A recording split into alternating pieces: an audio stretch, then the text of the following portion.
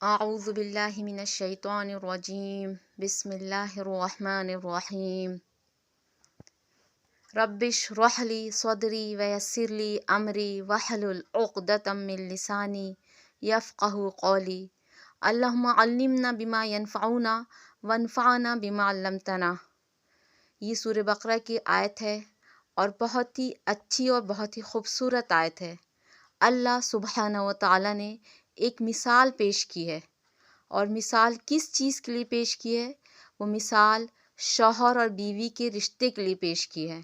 اور اللہ سبحانہ و تعالیٰ فرماتے ہیں ہن لباس لکم، وہ عورتیں تمہارے لیے لباس ہیں، وانتم لباس لہن، اور تم ان عورتوں کے لیے لباس ہو۔ اللہ سبحانہ و تعالیٰ نے شوہر کو بیوی کے لیے لباس قرار دیا ہے اور بیوی کو شوہر کے لیے لباس قرار دیا ہے۔ اب ہمیں یہ غور کرنا ہے کہ ہمارا لباس ہم کو کیا عطا کرتا ہے، اور ہم اپنے لباس کو کس طرح رکھتے ہیں، اور ہمارا اپنے لباس سے کیا تعلق ہوتا ہے۔ جو ہمارا تعلق اپنے لباس کے ساتھ، اپنی پوشاک کے ساتھ ہوتا ہے، وہی ہمارا تعلق ہمارے اپنی زوجہ یا زوج کے ساتھ ہونا چاہیے۔ پہلی لباس کی خوبی یہ ہے کہ لباس وہ ہمارے جسم کے قریب تر رہتا ہے۔ اسی طرح سے اللہ تعالیٰ نے جو شوہر اور بیوی کا رشتہ بنایا ہے تو وہ ایک دوسرے کے انتہائی قریب تر رہتے ہیں۔ دوسری لباس کی خوبی یہ ہوتی ہے کہ لباس ہم کو پروٹیکشن اور حفاظت عطا کرتا ہے۔ لباس ہم کو موسم کی خرابیوں سے بچاتا ہے، یعنی لباس ہم کو سردی اور گرمی سے بچاتا ہے۔ لہٰذا ہمارا جو رشتہ ہماری اپنی زوجہ کے ساتھ یا ہمارے اپنے اسپاؤس کے ساتھ ہونا چاہیے، وہ ایسا ہونا چاہیے کہ ہم اس کو پروٹیکشن عطا کریں۔ شوہر بیوی کے لیے ایک حفاظت ہو اور بیوی شوہر کے لیے ایک حفاظت ہو، وہ اس کو دوسری تمام بلاؤں سے اور تمام آفتوں سے بچانے کی کوشش۔ نکاح کے بعد شوہر بیوی کو اور بیوی شوہر کو پوری طرح سے پروٹیکشن عطا کریں، تبھی ان کا رشتہ مضبوط ہوگا، ورنہ ان کے رشتے میں خرابی آ جائے گی۔ دوسری لباس کی خوبی یہ ہے کہ لباس ہم کو زینت بخشتا ہے۔ لباس سے ہماری زندگی خوبصورت ہوتی ہے، ہماری شخصیت میں اور ہماری پرسنالٹی میں نکھار آتا ہے۔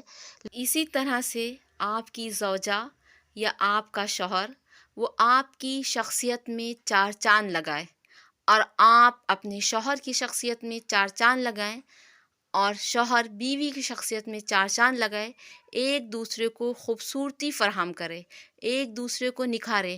اگر یہ تعلق نہ پیدا ہوگا تو پھر آپ کا رشتہ برقرار نہیں رہے گا، اور اگر برقرار بھی رہے گا تو اس میں وہ مٹھاس اور وہ مضبوطی نہیں ہوگی جو اللہ سبحانہ و تعالیٰ پیدا کرنا چاہتے ہیں۔ لہٰذا بیوی پر ذمہ داری یہ ہے کہ وہ اپنے شوہر کو خوبصورتی فراہم کرے، اس کی شخصیت کو نکھارے، اور اسی طرح سے شوہر پر ذمہ داری یہ ہے کہ وہ اپنی بیوی کی شخصیت کو نکھارے اور اس کو خوبصورتی فراہم کرے، تاکہ ان کا رشتہ اللہ کی نگاہ میں بھی مضبوط ہو اور دنیا میں بھی ان کو سکون فراہم کرے۔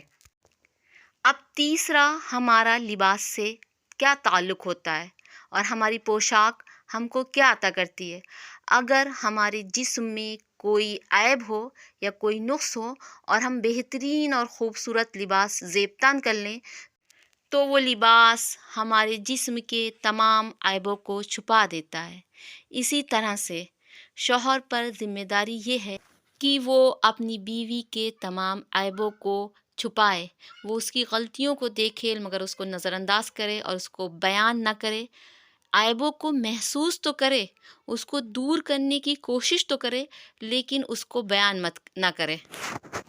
ہمارے معاشرے کے مرد و عورت نے اس آیت کو پڑھا، اور اس آیت کو پڑھ کر اللہ سبحانہ و تعالیٰ کی بیان کی ہوئی اس مثال کو سمجھا، اور اس مثال کو سمجھ کر اس کو اپنایا، اور اس کو اپنا کر اپنی ازدواجی زندگی شروع کی، اور اس مثال کی تمام باریکیوں کو اپنی ازدواجی زندگی میں اپنایا، تو ان کی ازدواجی زندگی دنیا اور آخرت میں کامیاب ہوگی اور وہ سکون اور رفع درجات کا باعث بنے گی۔ یہ آیت ہن لباس لکم وانتم لباس لہن، یہ سورہ بقرہ کی آیت ہے، اور اللہ تعالیٰ نے جہاں پر روزوں کا بیان کیا ہے وہیں پر اس آیت کو رکھا ہے۔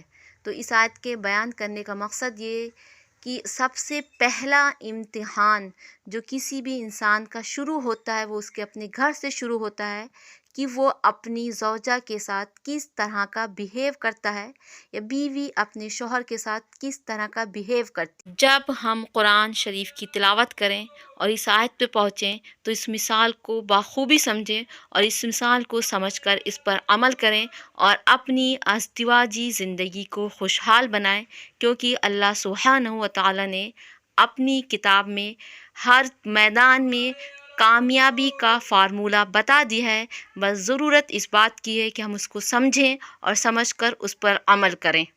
اللہ سبحانہ و تعالی ہم کو قرآن کی حقیقی سمجھ عطا فرمائے۔ وما علینا الا البلاغ، والسلام۔